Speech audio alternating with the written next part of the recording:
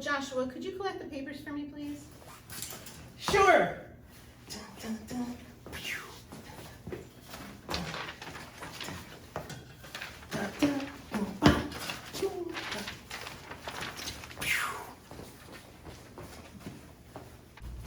There you are.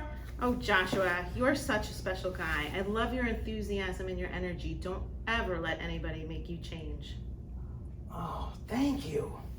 Thank you so much. You're welcome. I'm so glad to have you in class. Really? Really. See you tomorrow. Bye. Bye. Hi, everybody. I'm Joe. And I'm Mary. And we're Bookbuds. And today we're discussing a memoir, Porn Again, by Josh Sabarra. So I just want to let everybody know that Josh reached out to us. Yes. On Instagram. Yes. And wanted us to read his book. So Josh found us, which I think is pretty cool because he's like a Hollywood.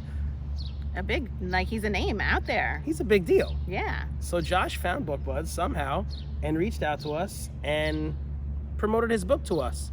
And see, he knows what he's doing because we bought the book, we both read it, and now we're reviewing it on Bookbuds, and it'll remain on YouTube forever. So I thought that was pretty cool of Josh, and I'm really excited. He's got other books out too. His more recent one is Enemies Closer. We haven't read that one yet. Did you ever think of the title of this book as like Born Again? By the time I finished the book, I ended up thinking the title was more like Born Again. Born Again. Porn was in there because it's provocative and there's some explicit stuff in there, but it really is like being born again, his story.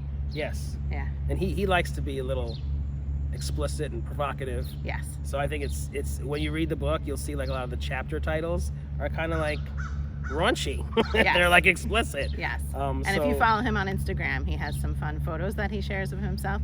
So it kind of like gives you that impression of him throughout the book too. Yeah. So it's his personality. Yes. But there's a deeper side to Josh. Mm-hmm. And a struggle that he's been through. Yeah. Yeah. So I mean, when we first saw this book, we read the first sentence of it on a quick to judge challenge, and the first sentence was super provocative and sexual.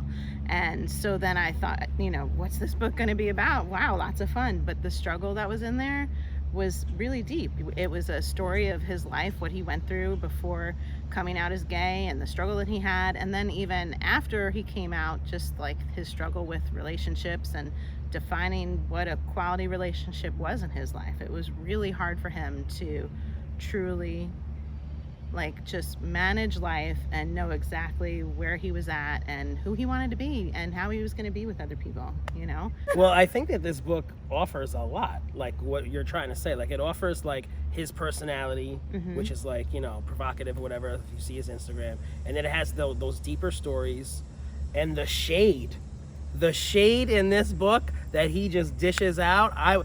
And I don't usually laugh at books. This book had me dying. Like, it was pretty funny in certain parts.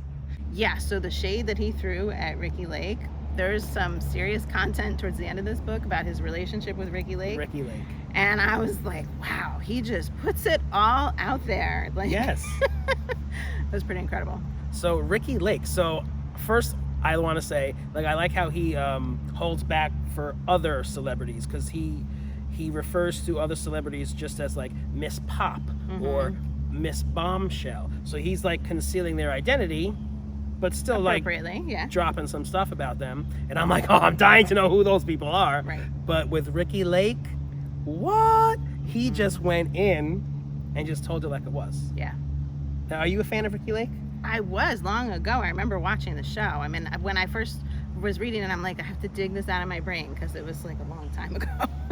But yeah, I used to watch that show. Right, her show. She was on Hairspray. She was on King of Queens. And I have to say, I'm like a casual, I don't dislike her. But after reading this, I'm like, this is Josh's interpretation of this. Like, whoa, yeah. What? But like we always say, there's different sides of people that you see in life. You don't always get the real deal when you're interacting with someone. So we had one image of her, and he's got another. It's like, wow. And I could see her being like that. Sure.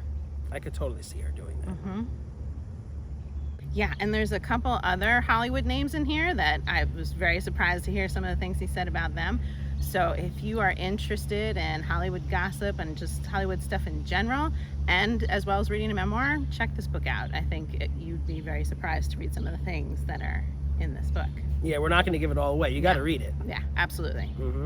So another part of this book that I just found interesting, and like I can't relate to it at all. I'm sorry, Josh, but like how he involves his parents in his sex life. Yes.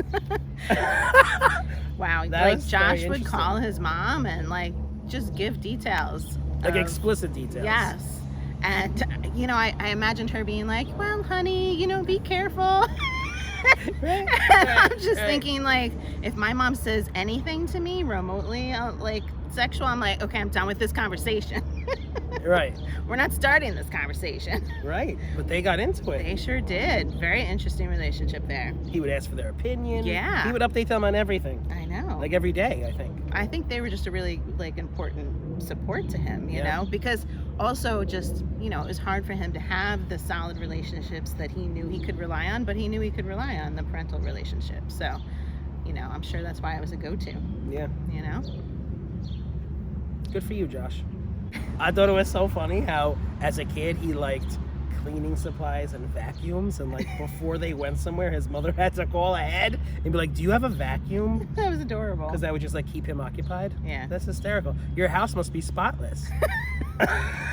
If he's still into those things, who knows? Maybe. Did it carry through? Let us know, Josh. We're very curious. Oh, Yeah. I forgot. I hate when people refer to me as husky. And this was in this book, Mm-hmm. and it's like when somebody actually said it about me the other day, and I'm like, ugh, I like cringe. That's not a friendly word. It isn't, right? Not I'm like, flattering. mm-mm. I don't like that. Yeah. So Josh, when he's sharing about himself, it's not just about, ooh, bug in my eye. Damn.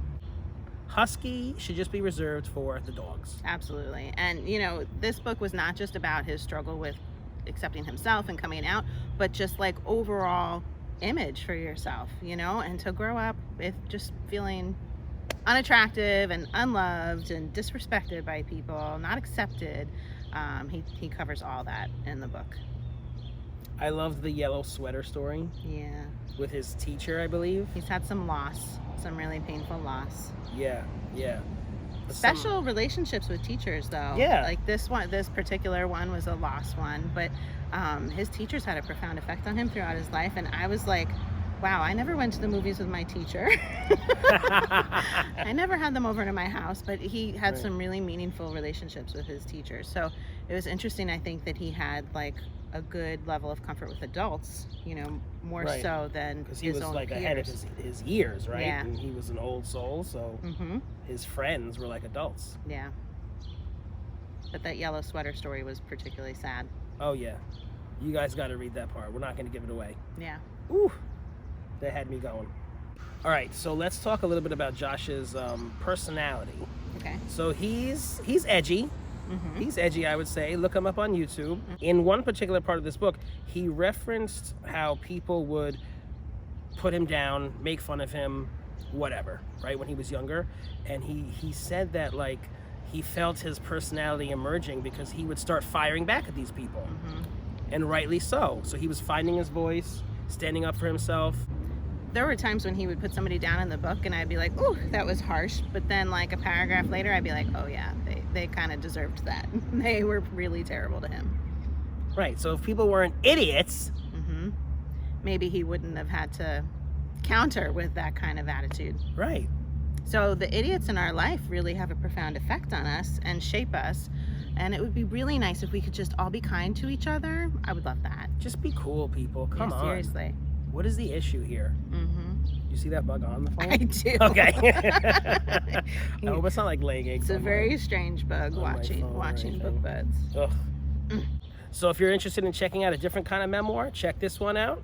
If you're enjoying Bookbuds, give us a thumbs up. And share us with your friends. And subscribe to our channel, Bookbuds! Oh my god, Josh Sabarra? I have to read this book. He's famous! It was Lucky on the you. Eyelashes. Here's that horny toad again. Horny toad. What'd you call it? A pokey? It's a hornet. Yeah, like it looks. Yeah, but you I said it call looks pokey. It's like it's gonna sting you. What were we talking about? Oh, one part that I loved. I was like looking off like an That's idiot. okay. I'm bringing you. Shit. What was that? I think it was the book that was on the phone, then came on the book. He wanted to be in the shot. God. Bastard. And it was like a monster. It was like a dinosaur. It was 10 feet tall. Not on.